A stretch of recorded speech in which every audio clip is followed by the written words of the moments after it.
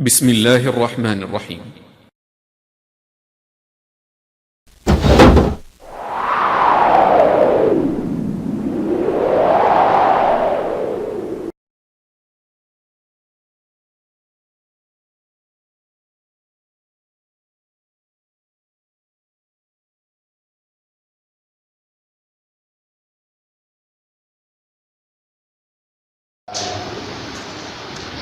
We ask for Allah subhanahu wa ta'ala to forgive us our sins and the sins of our departed souls. May Allah subhanahu wa ta'ala grant us the best of this world and hereafter. I bear witness that there is none worthy of worship except Allah subhanahu wa ta'ala, one and only. And I also bear witness that Muhammad sallallahu alaihi wasallam, final prophet and messenger of the Almighty. Indeed, he has proclaimed the message of Allah. He has fulfilled the promise entrusted upon him, and he admonished the Ummah and struggled at the path of Allah subhanahu wa ta'ala to the inevitable hour. May the peace and blessings of the Almighty Allah be upon him, his household, and all those who follow his guidance to the last day. Very soon, In Shaa Allah, after we admonish ourselves to fear Allah subhanahu wa ta'ala, we are going to welcome one of the greatest months. That is the month of Ramadaan. In that particular month, Allah subhanahu wa ta'ala enshrined upon us fasting. The Almighty Allah subhanahu wa ta'ala allow us to welcome very well this particular month and enjoy it. May He open our favors and provisions, and may He make it easy for us and reward us in this world and hereafter. We want to take some lessons from this particular khutbah on fasting, and some laws will take into fasting.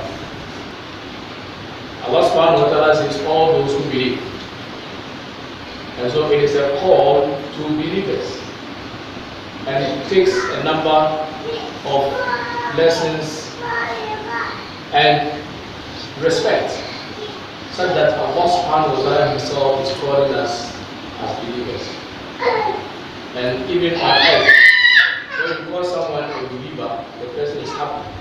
And when you call someone a disbeliever, the person is annoyed or sad. But it's not a name which is palatable. And so, even the one who doesn't fear God, you tell him that he fears God, he will be happy.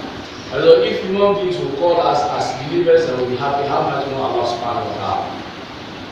And if Allah subhanahu wa ta'ala calls you as a believer, then pay attention.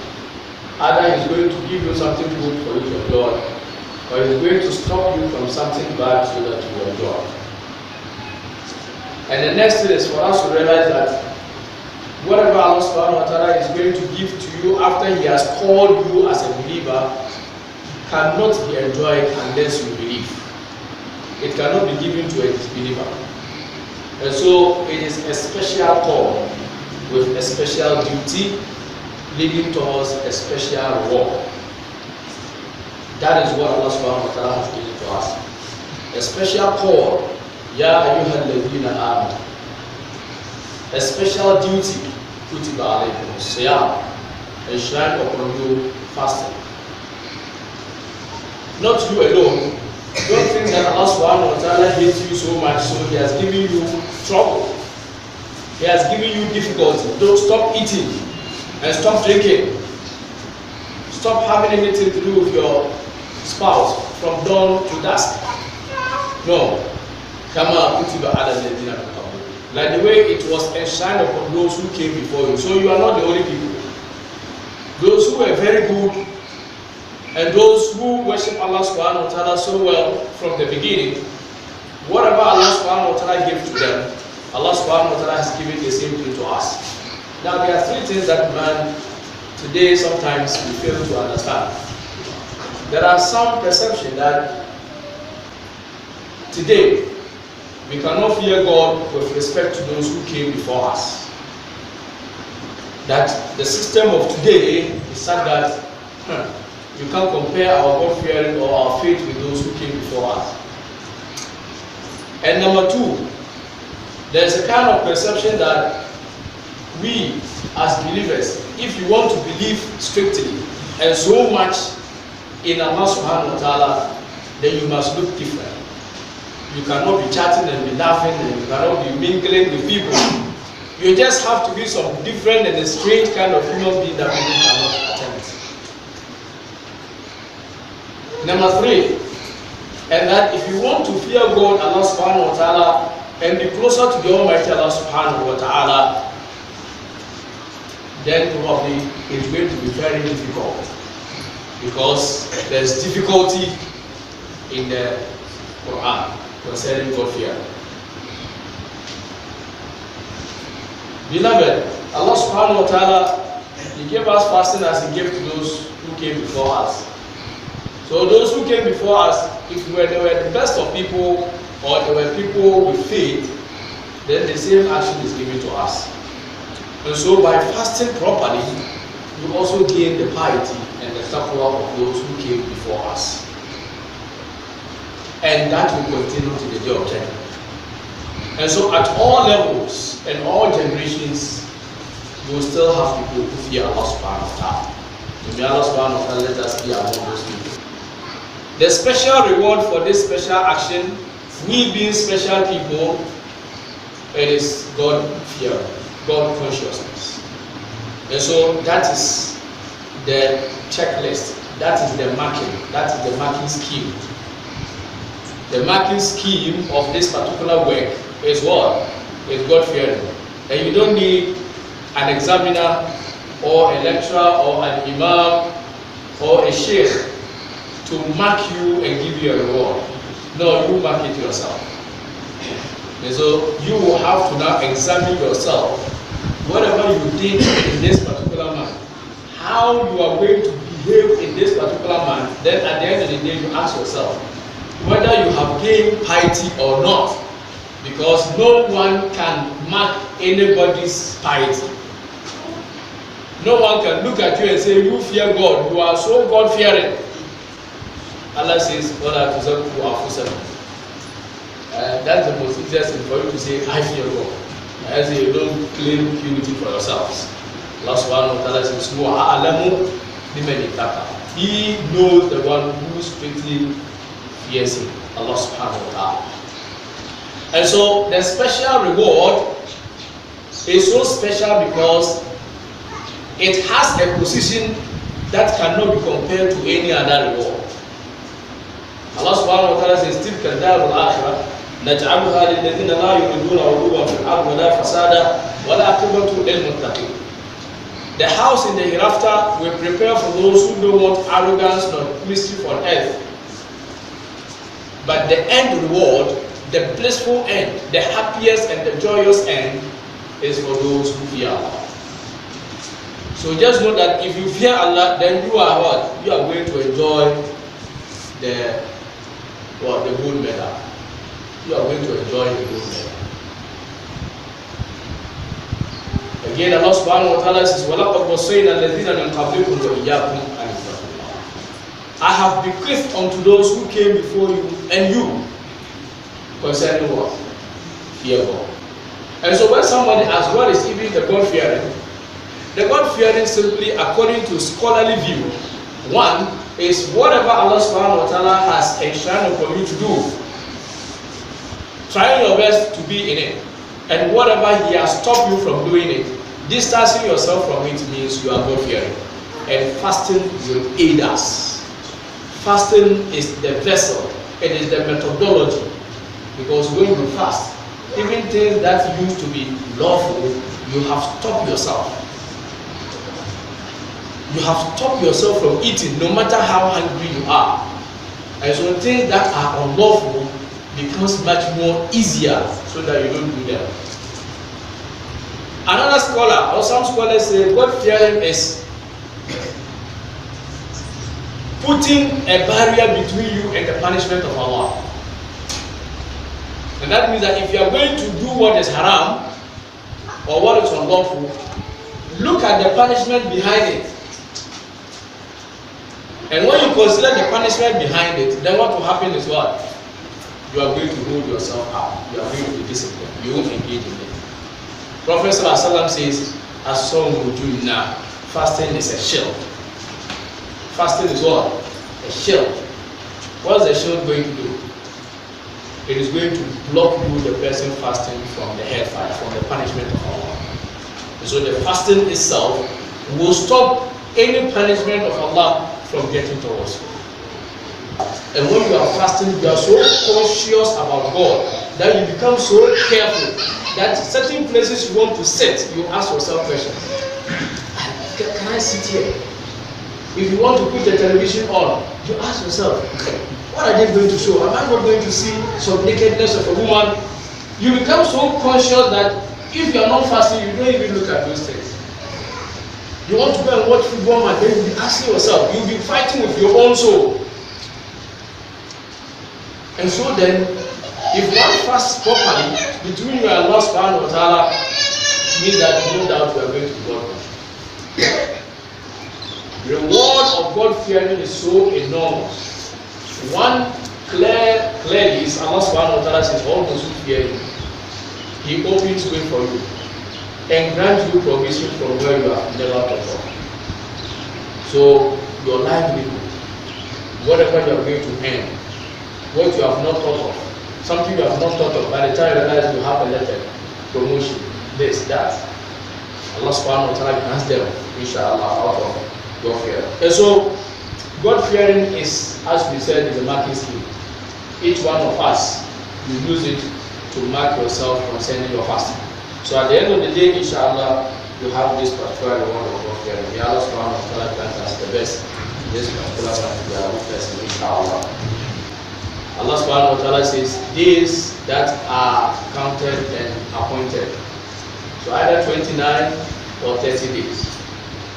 فَمَنْ كَانَ مِنْكُمْ مَرِيضًا, any one of you who is sick, or على سفر, or is on a journey, فَعِدَّةٌ مِنْ أَيَّامٍ أُخَرَ, that person should make up the days that he didn't fast. It means that if you are traveling, the Sharia says that don't fast. If you are sick, the Sharia gives you an opportunity not to fast. But the days that you didn't fast, you will make them up after the month of Ramadan. Why? Because in the deen of Yusuf, because the religion is easy. Don't hold it up so high and then you fall into a difficulty and then you begin to blame Almighty Allah subhanahu wa ta'ala. Now those who are sick, we have them in categories. There is a group of people who are sick and just almost like the sickness is chronic. Just like it's so much of a permanency, even though they continue to pray for Allah subhanahu wa ta'ala to grant them the cure. These particular people, it is enshrined upon them to do fidya. That is fidyatun ta'amu miskin. They should feed a poor person every day. And the food can either be a cooked or uncooked one. If it's an uncooked one, it's just like one bowl of meat or whatever, so that it will just meet just the tip of it. And if it's the food prepared for one person, and so some Sahabas who couldn't fast, you can prepare food and then you call 30 people and feed them at once. Alhamdulillah, you are finished. Or you feed every poor person one poor person every day. For how many days? For the number of days of fasting. Or you measure these 30 bowls and then you give it out, sadaqah, to those who are fasting. It will go down and fidya to ta'amu miskin. And you have the aged also who fall into this category of permanent or permanently sick. But for those who are not permanently sick, like temporal, malaria or whatever, In Shaa Allah, they are to make up the days they couldn't fast. Allah subhanahu wa ta'ala says, one who wants to do optional acts of God, of worship, is given the opportunity to do. Because in this month is a month where barakat, where a lot of reward and blessings are sent down. And so whatever good you do, the reward is multiplied. The reward is multiplied. From there, Allah subhanahu wa ta'ala says, Shahr Ramadan alladhi unzila fihi al-Quran. It is in the month of Ramadan that the Quran was revealed. And it was taken from Bayt al-Izzah to Sama al-Dunya in the month of Ramadan. And that is the asl, that is the origin. But for the Quran coming on the surface of the earth, it came in piecemeal, gradually for a period of 23 years. That's why Allah subhanahu wa ta'ala says, وَقُرْآنٍ فَرَقْنَاهُ لِتَقْرَأَهُ عَلَى النَّاسِ عَلَى مُكْتٍ وَنَزَّلْنَاهُ تَنزِيلًا. We separated the Quran in its revelation. So it came gradually, so that you can recite to the people within some spaces and intervals for them to practice it and understand it. But at the end of it all, you were sent by Allah subhanahu wa ta'ala. But the asking of the Quran is from Bayt al-Izzah to Sama'ul Dunya, to the heavens of this particular earth in the month of Ramadan. Allah subhanahu wa ta'ala says He revealed the Quran in the month of Ramadan. Why? Because the month of Ramadan is full of blessing. In the month of Ramadan, faith of Muslims increase, and their evil deeds decreases. And so at that particular time, they get the reward of Ramadan, and that is why you see that a lot of tafsir goes on in this particular month. And so that it is easier for a Muslim to enjoy the Quran in the month of what? In the month of Ramadan. So don't deny yourself this particular golden opportunity. Visit places where tafsir is going on. Ask questions and understand the verses of the Quran. Someone might have prayed with Surah Al-Fatiha for many years. But when you say Alhamdulillah Rabbil Alameen, probably doesn't know what it means. And you see, if you know what it means, your faith will increase more than where you are now. And so, at places of tafsir, you get much more understanding. Some of them the situation that orchestrated the revelation of those particular verses of the Quran, which will give it much more word, much more meaning. One example, Umar ibn Khattab, he met a woman in the market, and the woman said, "Ya Umar, remember when you were moving on the streets of Makkah, cutting firewood for people to get money, till you were known as Umar, everybody began to know your name. Remember when you wanted to kill the Prophet and Allah subhanahu wa ta'ala gave Islam to you, till up to now, God Almighty Allah has made you a Khalifa. He has made you the leader of all the Muslims. So Umar, fear God." Those that Umar was working with, they said, "Aye, why are you so hard upon people?" Just say Umar, fear God. But where people start from, remember when you were like this, you were like that. Umar told them, "Keep quiet for this woman to advise me." This woman was the one who spoke for Almighty Allah to hear her voice from the 7 heavens when she talked. Why did Umar use that particular phrase? Because he knows that Allah subhanahu wa ta'ala says, قَدْ سَمِعَ اللَّهُ قَوْلَ الَّتِي تُجَادِلُكَ زَوْجِهَا وَتَشْتَكِي إِلَى اللَّهِ. Remember, Allah has heard the woman who came to the Prophet Muhammad and talked and then complained about her husband. When she was complaining about her husband, Aisha was closer to the Prophet, but Aisha couldn't hear what she said. But Almighty Allah heard it from the 7 heavens. And so Umar said, "This is the woman God heard her voice. And because of her voice, there is a law in the Quran. So if this woman is advising me, it is so serious that I should understand. So allow her to advise me." Umar knew some little portion of the Quran. And so it aided even accepting advice. If you know some portion of the Quran itself, it has a lot of impact upon you.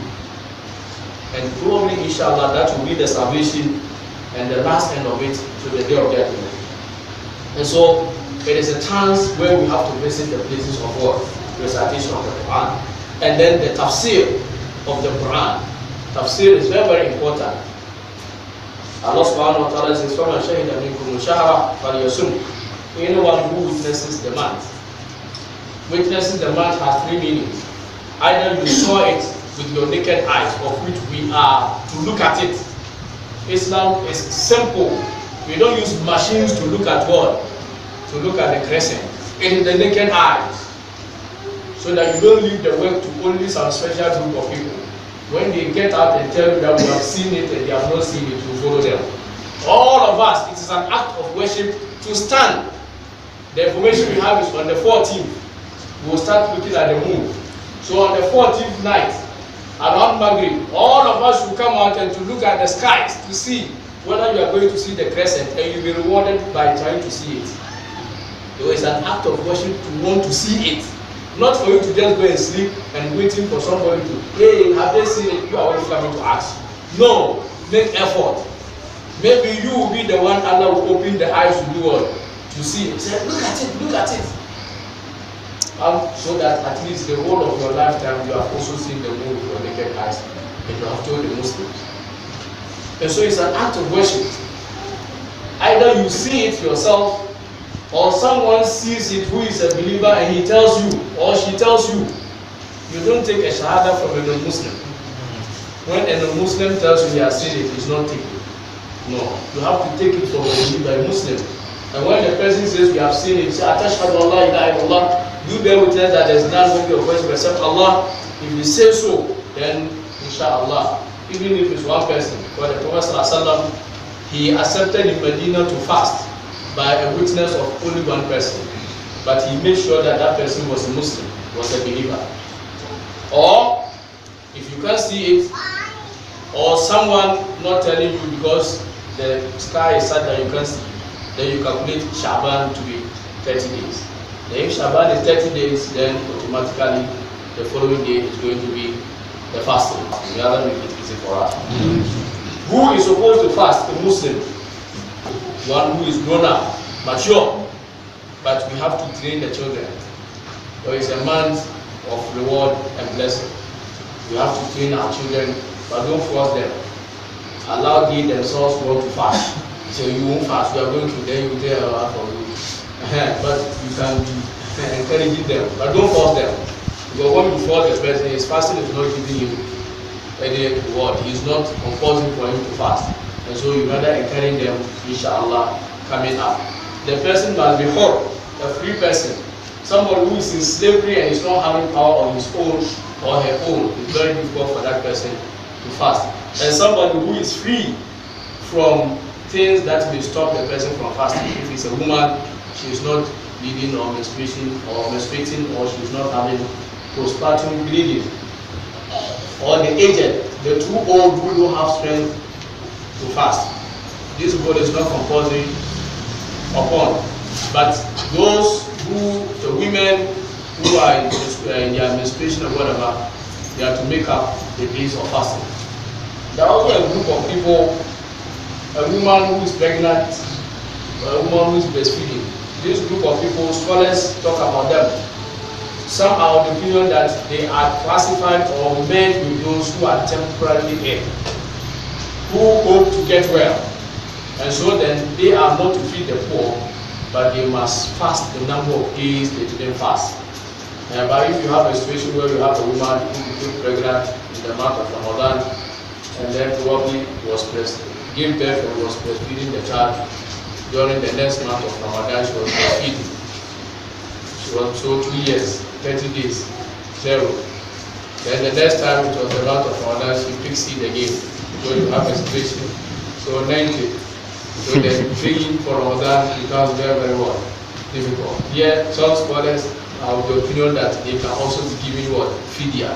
That is feeding the poor, in order, In Shaa Allah, to also get the reward and not to fast. And to make up fasting is not compulsory, it must be every day. You fast today, the next day you eat, the next 2 days you eat, the next 3 days you like eat. For 1 week, fast 1. But make sure that within the 8 months or whatever, you are able to get the 30 days. ذلك فضل الله يؤتيه من يشاء. بارك الله لكم في القرآن العظيم ونفعني الله وإياكم بما فيه من الآيات والذكر.